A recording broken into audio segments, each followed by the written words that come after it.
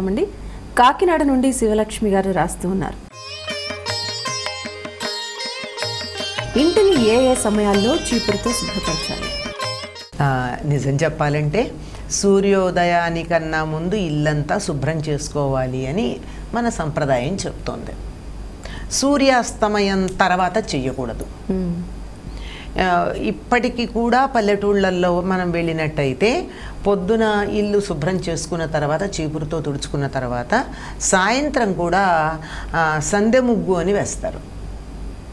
అంటే ఇప్పుడు మనకి విద్యుత్ దీపాలు వచ్చాయి, కానీ విద్యుత్ దీపాలు రాకముందు ఇంట్లో దీపం వెలిగించడానికన్నా ముందు ఇల్లు చిమ్ముకుని పెరడు కూడా చిమ్మి కాసి నీళ్లు చిలకరించి ముగ్గు వేసుకుని పొద్దున చాలా పెద్ద వేసినా సాయంకాలం చిన్న ముగ్గన్న వేసి అప్పుడు దీపం వెలిగించేవారు.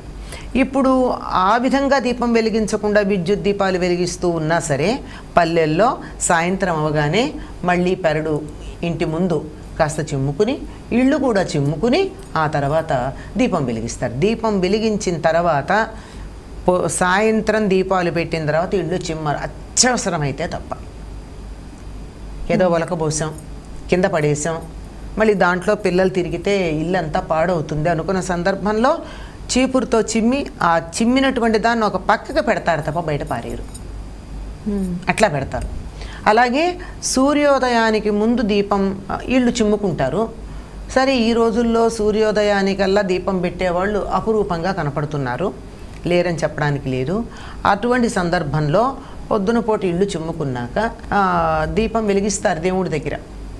అలా దీపం వెలిగించిన తర్వాత ఇళ్ళు చిమ్మరు. పొద్దున పూట బట్ట పెడి తుడుచుకోవడాలు కడుక్కోవడాలు అన్నీ చేసిన సాయంత్రం మాత్రం మామూలుగా చిమ్ము.